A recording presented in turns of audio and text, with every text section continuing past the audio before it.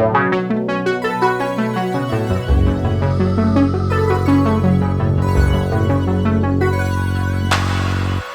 we're going to be exploring a song from 1977, and I'm talking about one of the greatest, the father actually of disco, Mr.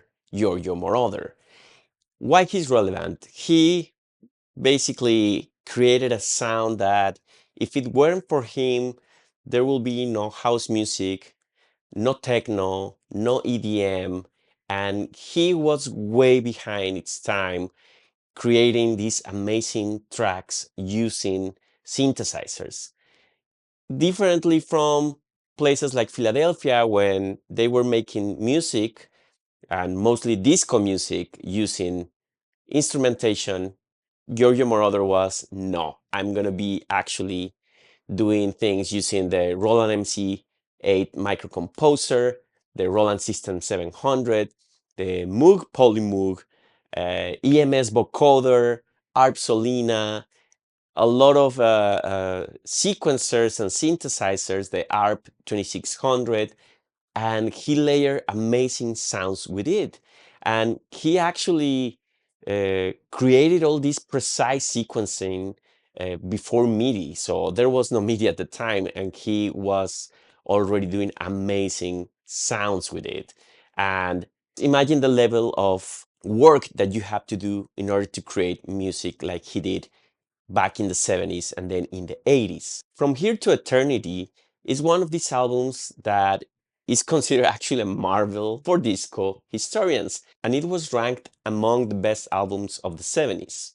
Also, let's not forget the contributions of Giorgio Moroder through time. He's been producing music for films, been producing music for artists, and he came with music that we didn't hear before. For example, Donna Summer, I Feel Love, is one of these tracks that is considered disco, but because the name of techno wasn't a thing at the time. But for me, it's the first techno track. The Human League, Together in Electric Dreams, is another amazing track. Then we got to the 80s with Berlin, Take My Breath Away. He produced also Sparks. Also, in the film side, he produced music for Midnight Express, Scarface, Cat People, Top Gun, and he created all this music that before Hans Zimmer and all these core musicians, he was taking synthesizers and creating soundtracks with that, which is amazing.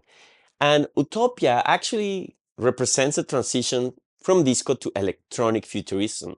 So that's why I am gonna be doing my own version, because I don't want to call it a recreation. I want to make that clear.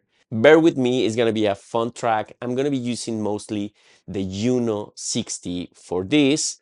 I'm going to be using, I don't have modular synths, and I don't have a Moog. Well, I do have the Moog source, which I'm not going to use, but I'm going to be using the Juno-60 mostly to recreate all the sounds. I'm going to be using the Linn LM-1 to do what is kind of the snare, but it's kind of like a tom. I'm going to be using the toms for that. And also, I'm going to be using the Drumtraks that has some EPROMs from the 909, the 808.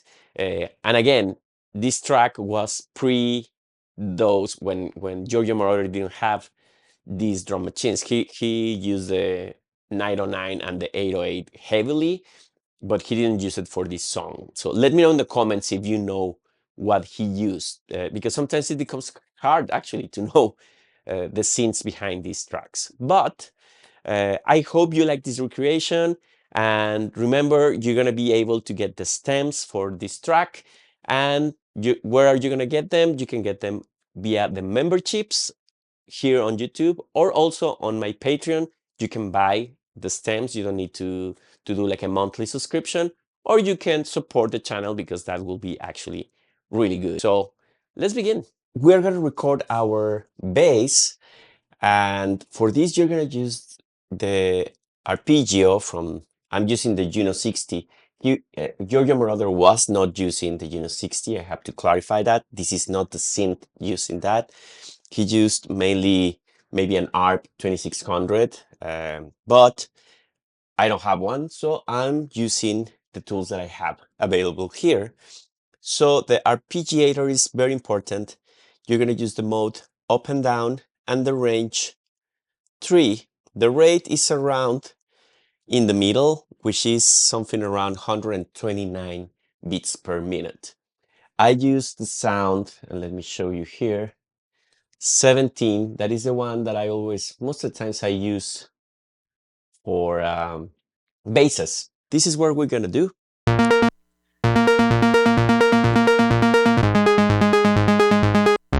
That's how it sounds, the regular. So basically,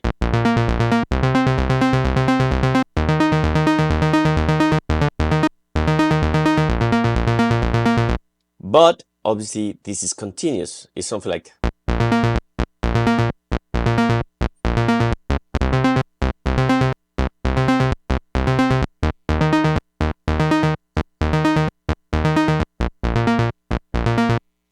and still not right.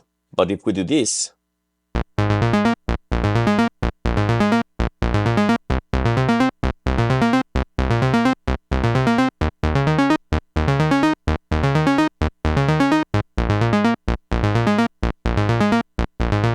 okay, then we have this super simple arrangement.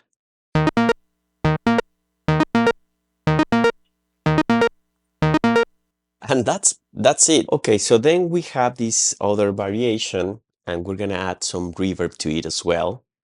But it goes something like this.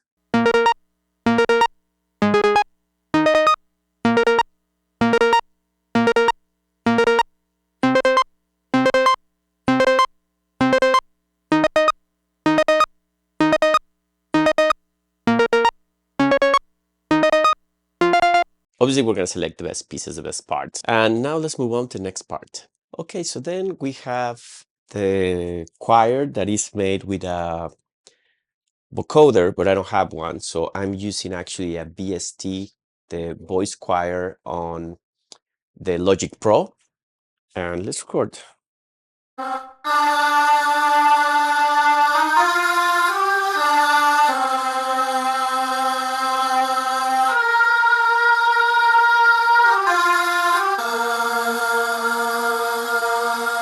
And that's pretty much it. We're going to put some effects and some reverbs to make it sound more closer to the vocoder. And now let's go to the drum part. Giorgio Moroder used mostly synthesis, probably the ARP 2600 to do that.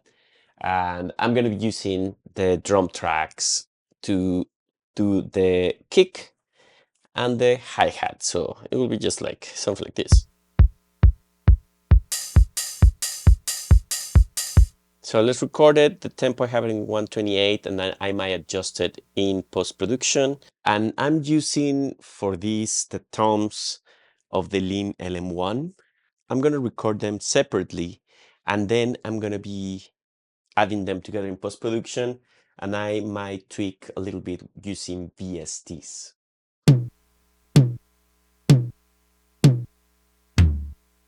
That will be it.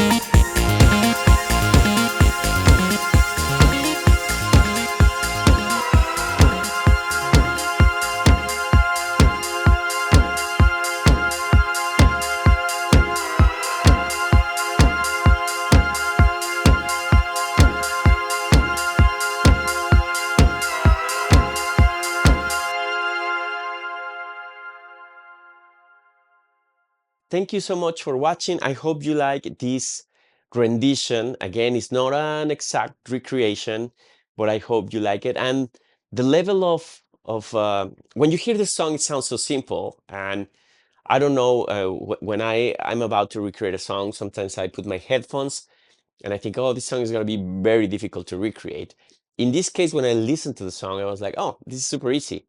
But actually, because there's a lot of layers of arpeggios, it's actually hard to put together the whole thing. And that's what makes this song amazing. And it sounds simple, but actually it's not. And remember, in that era, he was not using MIDI. I actually try to, sometimes I like to kind of feel like I'm in that era. So what I did was to record, obviously I don't have, I didn't record on reel to reel, but record everything on the tracks on Logic Pro and then post-produce this. But actually the fact that I have a computer and I'm able to cut and paste and clean up everything is way easier. I cannot imagine the work recording this on tape, no MIDI, and trying to sync everything with the MC8 microcomposer and all these sequencers, which they were not easy to work on. So kudos to Giorgio Moroder, the father of disco, and see you in another nostalgic exploration.